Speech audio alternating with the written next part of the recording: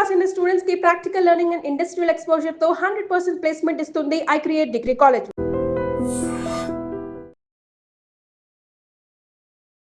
నమస్కారం, welcome to I dream. ధర్మ మార్గం విత్ విజిత కార్యక్రమానికి స్వాగతం.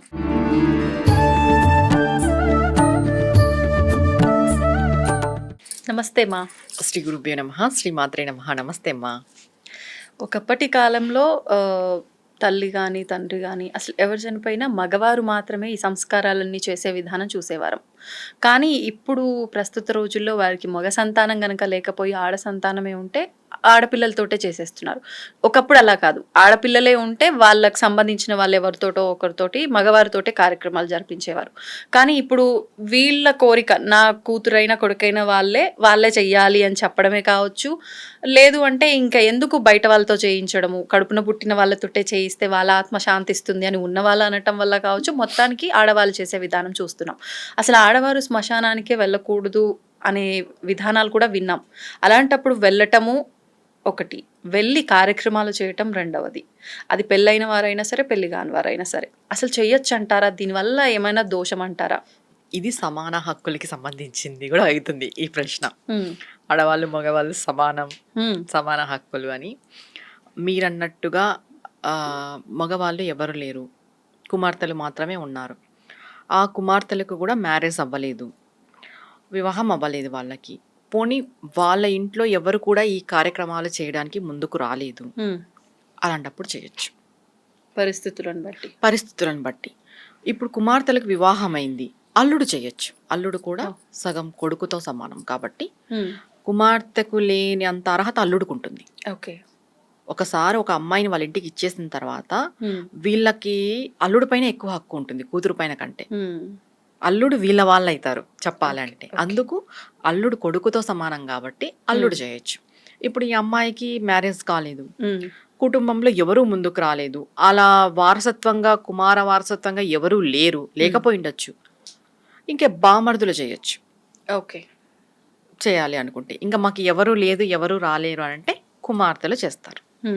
చెయ్యొచ్చా అనే విషయము అడిగితే ఇక్కడ ఇంతకుముందు లేదు. ఇంతకుముందు మనం అన్ని జాయింట్ ఫ్యామిలీస్, అది కాక ఒక్కొక్క కుటుంబంలో 10 మంది పిల్లలు ఉండేవాళ్ళు, 10-15 మంది పిల్లల దాకా ఉండేవాళ్ళు. అప్పుడు ఈ కొరత లేదు మనకి, ఈ జెండర్ కొరత లేదు, మగపిల్లలు ఆడపిల్లలు అనే ఇది లేదు, ఎక్కువ మంది ఉండేవాళ్ళు కాబట్టి. ఇంకోటి అన్నదమ్ములు వీళ్ళు ఎక్కువ, వీళ్ళే 10 మంది ఉంటారు, మళ్ళీ వీళ్ళ పిల్లలు ఇలా ఉంటారు కాబట్టి వీళ్ళకి ఆటోమేటిక్ గా వీళ్ళ వారసత్వం అనేది కొనసాగుతూనే ఉంటుంది. ఇప్పుడు ఫుల్ గా న్యూక్లియర్ ఫ్యామిలీస్, ఎవరికి వాళ్ళు ఉన్నారు. ఇంకొకటి ఎవ్వరు కూడా ఒకరి ఫంక్షన్స్ కి ఒకరు కలవని పరిస్థితిలో ఉన్నారు ఇప్పుడున్న బిజీ షెడ్యూల్లో. అందుకని వీళ్ళ చావులు కూడా వస్తారని నమ్మకం లేదు. ఇప్పుడు ఎవరు దేనికి కూడా రావట్లేదు, ఫోన్లో విని అన్ని సంతాప సభలు కూడా ఫోన్లోనే పెట్టేస్తున్నారు, వాట్సాప్లో. చెప్పాలంటే మనం చూస్తున్నాం, వెడ్డింగ్ కార్డులు వాట్సాప్లోనే పెడుతున్నారు, సంతాప సభలు వాట్సాప్లోనే, విషెస్ అన్ని వాట్సాప్లో అన్ని అట్లా అయిపోయినాయి. పలకరించుకోవడం, దగ్గరికి వెళ్ళి పలకరించుకోవడాలు లేవు ఇప్పుడు. అలాంటప్పుడు ఇలాంటి దుస్థితి వస్తుంది. ఓకే. చెప్పాలంటే ఇప్పుడు ఇంకా ఈ అమ్మాయిలు ఎలా ఫీల్ అవుతారంటే, నా తల్లి నా తండ్రే కదా, నా రక్త సంబంధమే కదా, అందుకు అని చెప్పేసి ఈ తలకొరివి పెట్టడము అనేది జరుగుతుంది. అసలు ఈ తలకొరివి ఎందుకు వచ్చింది, తలకొరివి అనే ఎందుకు వచ్చింది అనేది మనం చూసుకుంటే, ఇప్పుడు మనం చెప్తాం ఈ శరీరంలో ఆత్మ అనేది ఉంటుంది. ఈ ఆత్మ అనేది మనకి కొన్ని విధాలుగా బయటికి వెళ్ళిపోతుంది. అంటే చెవుల ద్వారా వెళ్ళొచ్చు, కళ్ళ ద్వారా వెళ్ళొచ్చు, ముక్కు ద్వారా వెళ్ళొచ్చు, నోటి ద్వారా వెళ్ళొచ్చు, రంధ్రాల ద్వారా ఏదో ఒక ద్వారం ద్వారా వెళ్ళిపోతుంది ఆత్మ.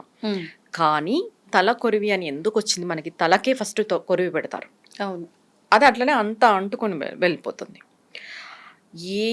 మన శరీరంలో ఉన్న జీవాత్మ తల ద్వారా వెళ్తే కపాలం పగిలిపోతుంది. బ్రహ్మ కపాలం పగలాలి అంటారు. బ్రహ్మ కపాలం పగిలినప్పుడు మోక్షాన్ని చేరుకుంటుంది. ఒక్క తల ద్వారా ఒక్కటే జీవాత్మ వెళ్తేనే మోక్షం లభిస్తుంది. ఇంకా ఈ నవరంధ్రాల ద్వారా ఎట్లా వెళ్ళినా కూడా, ప్రాణము జీవాత్మ బయటికి వెళ్ళినా కూడా మోక్షం లభించదు. కానీ అందరి భావన ఏంటి? తల ద్వారా వెళ్ళాలి అని ఒక భావన. అంటే మామూలుగా తలకొరివి పెట్టే టైంలో కంపల్సరీ ఇది అనుకోవాలని మాకు ఈ విద్యాపరంగా చెప్తారు. ఏమని? ఈయన ఆత్మ ఏ విధంగా వెళ్ళిందో ఎవరికీ తెలీదు. కానీ తల ద్వారా వెళ్ళి ఉంటే చాలా మంచిది. లేదు అంటే వచ్చే జన్మలో అయినా కూడా బ్రహ్మ కపాలం పగిలి వీళ్ళ జీవాత్మ వెళ్ళి మోక్షాన్ని చేరుకోవాలని చెప్పి తలకొరివి పెట్టాలి. ఓహో. తలకొరివి అనేది ఇప్పుడు కాళ్ళ కొరివి, చేతుల కొరివి అని కూడా అనొచ్చు చెప్పాలంటే. ఆ తలకొరివికి ఎందుకు ఆ మాట, ఆ వర్డ్ కూడా వచ్చింది అంటే దీని పర్పస్ ఒక బ్రహ్మ కపాలం పగిలి జీవాత్మ ఈ తలలో నుండి సహస్రారంలో నుండి పైకి వెళ్ళాలన్నమాట, బయటికి రావాలి.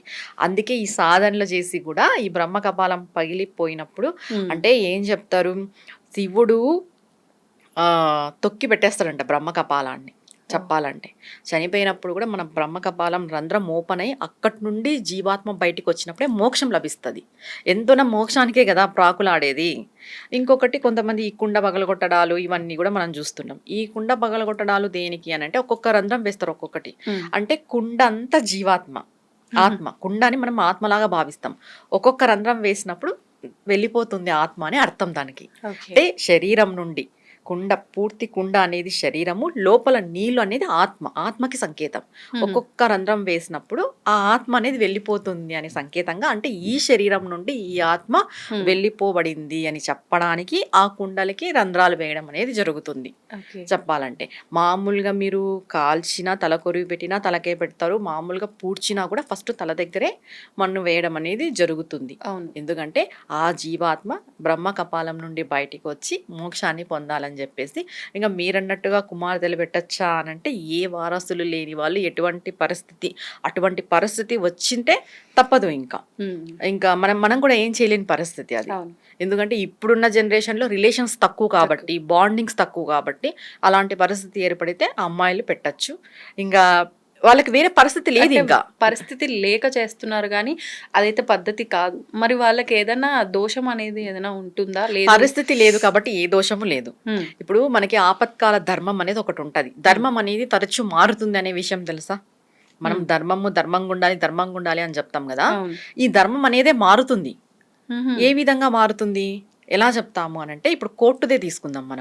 మనం ఏం చెప్తాము, 100 మంది అపరాధులు తప్పించుకున్నా కూడా ఒక్క నిరపరాధికి మాత్రం శిక్ష పడకూడదు అని చెప్తాం.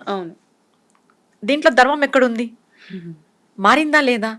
తర్వాత మనం ఇంకొకటి ఏం చెప్తాం, 10 మందిలో 9 మంది బాగుపడతారు అని అంటే ఒకరు నాశనమైనా పర్వాలేదు అంటాం. ధర్మం మారిందా లేదా? 10కి 10 బాగుండాలని అనుకోము. అంటే మంచి జరుగుతుంది అన్నప్పుడు కొంత చెడు జరిగినా పర్వాలేదు అనేది మన ధర్మం. దీన్నే ఆపత్కాల ధర్మము అంటాం. అందుకు ఇప్పుడు వాళ్ళకి అంత పరిస్థితి వచ్చింది, ఆపత్కాల ధర్మమే అది. కుమార్తెలు తలకొరివి పెట్టే పరిస్థితి వచ్చింది అంటే వాళ్ళు ఇప్పుడు ఆపత్కాల ధర్మాన్ని పాటించాలి, తప్పదు.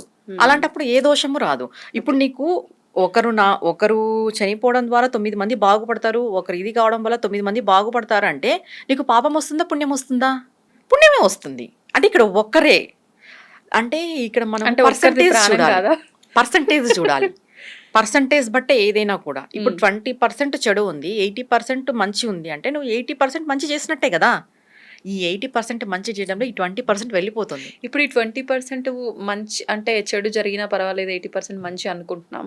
కానీ ఈ జరుగుతున్న చెడు మంచి వారికి జరిగి ఉంటే వారు మంచివారే, కానీ అవతల ఇంకా ఇక్కడ ఒక్కరే, అక్కడ 9గురికి మంచి జరుగుతుంది, ఈ మంచి వారిని ఇబ్బంది పెడితే అనుకున్న పరిస్థితుల్లో కూడా ధర్మం ఇలానే ఆపత్కాల ధర్మమే. ఇప్పుడు 10 మంది మంచి వాళ్ళే చూసుకుందాం. మంచి ప్రశ్న ఇస్తున్నాం. 10 మంది మంచి వాళ్ళే, కానీ ఈ 10 మందిలో ఒక మంచి వాడికి కొంచెం చెడు జరగడం ద్వారా, ఆపద ఉండడం ద్వారా, కలిగించడం ద్వారా ఈ 9 మందికి ఇంకా మంచి జరుగుతుంది అంటే తప్పులేదు. పాపం బలయ్యాడు అక్కడ. బలి కాదు, ఆయన రాత రాసుకుని వచ్చింటాడు.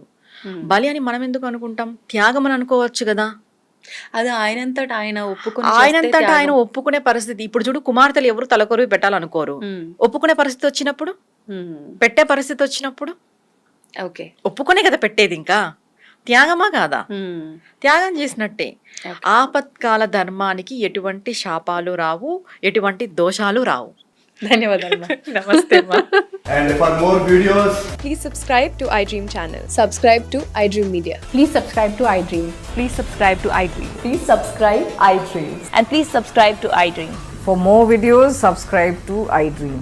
please like, share and subscribe to the channel. Congratulations, iDream. Subscribe to iDream. Subscribe to iDream. So subscribe to iDream Media. iDream की iDream team अंदर की huge congratulations. Please subscribe iDream Media. Please subscribe to iDream. Subscribe iDream. Please subscribe to iDream. iDream అంటే నా కళల channel subscribe చేసుకున్న నోరు తిరుగుతలేదు, మీరైతే గంట గుర్తు కొట్టండి. For more such videos, please subscribe to iDream. Subscribe to iDream. Please subscribe to iDream. Please subscribe iDream Media. Please do subscribe to iDream. Please subscribe to iDream Media. For best entertainment and information, please subscribe iDream. And don't forget to subscribe to iDream.